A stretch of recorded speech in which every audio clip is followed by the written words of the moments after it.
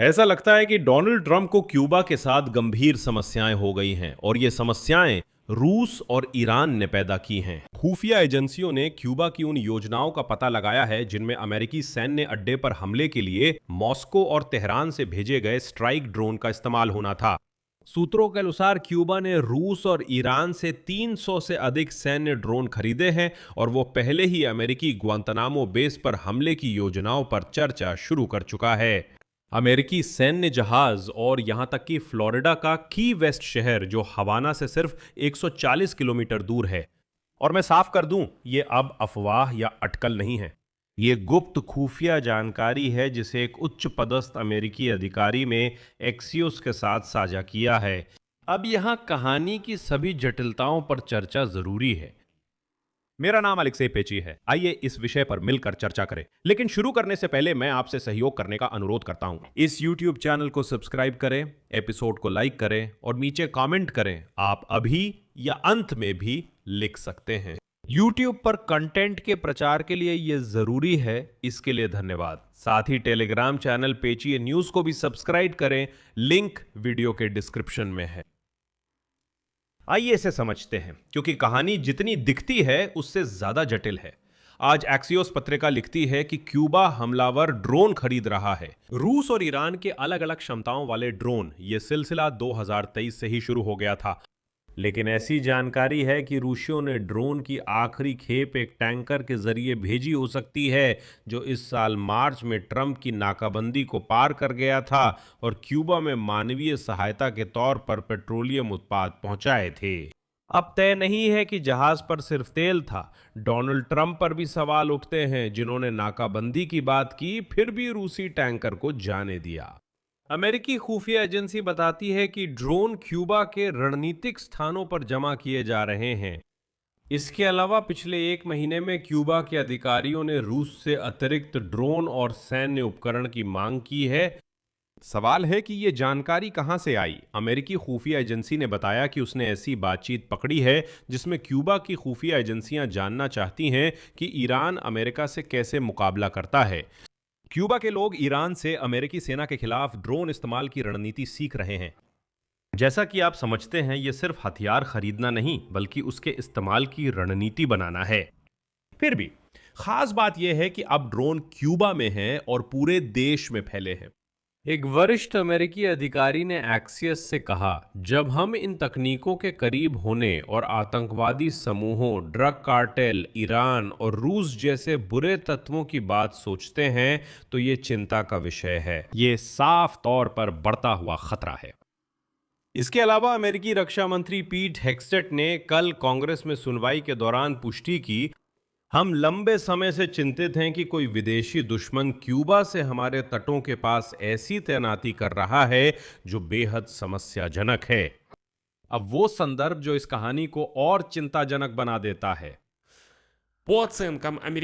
खुफिया रिपोर्टों के अनुसार करीब 5000 क्यूबाई सैनिक यूक्रेन में रूस की तरफ से लड़ रहे थे और रूस ने हर भेजे गए सैनिक के लिए क्यूबा सरकार को लगभग $25,000 दिए थे। नतीजा ये हुआ कि क्यूबा के खजाने में कई मिलियन डॉलर पहुंचे।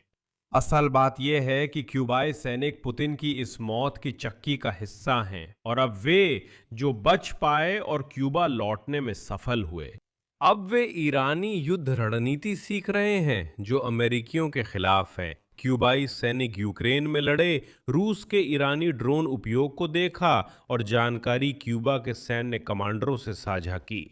डोनाल्ड ट्रंप को सलाम, जो कह रहे थे कि उन्हें यूक्रेनी सेना की मदद नहीं चाहिए, जबकि यूक्रेनी सेना युद्ध अनुभव साझा करना चाहती थी। अब घटनाओं की समय रेखा जो इन खुफिया लीक को पूरी तरह समझाती है, चलिए लीक शब्द को उद्धरण चिन्हों में लेते हैं।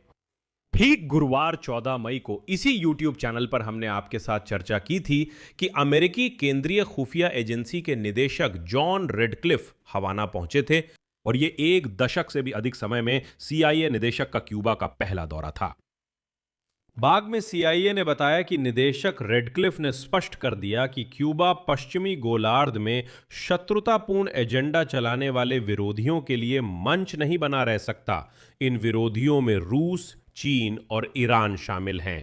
CIA निदेशक रेडक्लिफ ने क्यूबा के शासन से अपनी सर्वसत्तावादी व्यवस्था खत्म करने का आह्वान किया ताकि अमेरिकी प्रतिबंध हटाए जा सकें। क्या ये अल्टीमेटम है? और ठीक 3 दिन बाद CIA निदेशक के क्यूबा दौरे के बाद एक्सियोस पत्रिका ने अमेरिकी खुफिया तंत्र की जानकारी प्रकाशित की है कि 300 ड्रोन मॉस्को और तेहरान से क्यूबा भेजे गए थे। जैसा कि आप समझ सकते हैं, यह कोई संयोग नहीं है। नहीं, देखिए क्या हो रहा है। इस जानकारी का खुलासा ठीक 2 दिन पहले हो रहा है जब संयुक्त राज्य अमेरिका का न्याय विभाग 94 वर्षीय पूर्व क्यूबाई नेता राउल कोब्जोन के खिलाफ आरोप पत्र सार्वजनिक करने की योजना बना रहा है। 1996 में ब्रदर्स टू द रेस्क्यू संगठन के विमानों को गिराने के लिए तब 4 अमेरिकी नागरिकों की मौत हो गई थी और अब राउल कास्ट्रो के खिलाफ उस विमान को गिराने के लिए आरोप पत्र दायर किया गया है, जो अपराध असल में 30 साल पुराना है। आगे CIA निदेशक रेडक्लिफ का अल्टीमेटम और अब 300 ड्रोन के खुफिया डेटा का खुलासा भी। ये सब मिलकर एक संगठित दबाव बना रहे हैं। ये अलग अलग घटनाएं नहीं है। यानी अमेरिका अभी कह रहा है कि हम सब देख रहे हैं और हम कार्रवाई करने के लिए तैयार हैं। और यहां पर सच कहूं तो ये खुफिया जानकारी अमेरिका की सैन्य कार्रवाई के लिए बहाना बन सकती है। यह महत्वपूर्ण है क्योंकि इसी तरह की स्थिति अमेरिका की वेनेजुएला में कार्रवाई से पहले भी बनाई गई थी। पहले खुफिया जानकारी, फिर कूटनीतिक दबाव, फिर कार्रवाई। यही पैटर्न यहां भी है। मादुरो को इस साल की शुरुआत में सत्ता से हटा दिया गया था और यहां क्यूबा में ईरानी संबंध तो एक अलग ही कहानी है। अमेरिकी खुफिया एजेंसी के मुताबिक ईरानी सैन्य सलाहकार अभी हवाना में हैं। रूस और चीन के पास इस द्वीप पर उच्च तकनीकी रेडियो इलेक्ट्रॉनिक खुफिया सुविधाएं हैं जो सिग्नल इंटेलिजेंस या संचार जासूसी के लिए हैं। इसका मतलब है कि क्यूबा लंबे समय से सिर्फ एक कम्युनिस्ट द्वीप नहीं है जहां तेल नहीं है। नहीं, यह अमेरिका के विरोधियों का ठिकाना है जहां से वे फ्लोरिडा के पास जासूसी कर सकते हैं। बिल्कुल, खुद क्यूबा को अमेरिका में सीधा खतरा नहीं माना जाता क्योंकि यह देश खुद कोई खतरा नहीं बनाता। लेकिन अब ईरानी ड्रोन शाहिद अमेरिका की सीमा से सिर्फ 140 किलोमीटर दूर तैनात हैं। समझने के लिए यह कीव से झिटोमिर जितना है। सच में यह ज्यादा दूर नहीं है। यह वो दूरी है जिसे ईरानी शाहिद 20 मिनट से भी कम समय में तय कर सकता है। और ऐसे 300 ड्रोन ग्वांतानामो, अमेरिकी जहाजों और फ्लोरिडा की ओर तैनात किए गए हैं। और जैसा कि पता चला, इसी वजह से क्यूबा के ऊपर अमेरिका की जासूसी उड़ानें काफी बढ़ गई हैं। कैरिबियन क्षेत्र में हालात और तनावपूर्ण हो रहे हैं। यही विराम देता हूं। अपनी राय व निष्कर्ष इस एपिसोड के नीचे कमेंट्स में लिखें। चैनल सब्सक्राइब करें, बेल आइकन दबाएं ताकि नोटिफिकेशन मिले और एपिसोड मिस ना हो। मेरे टेलीग्राम चैनल पेची न्यूज को सब्सक्राइब करें, लिंक वीडियो डिस्क्रिप्शन में है। अगर आप इस YouTube चैनल के काम को सपोर्ट करना चाहते हैं तो आप डिस्क्रिप्शन में दिए गए लिंक और डिटेल्स के जरिए कोई भी डोनेशन देकर ऐसा कर सकते हैं।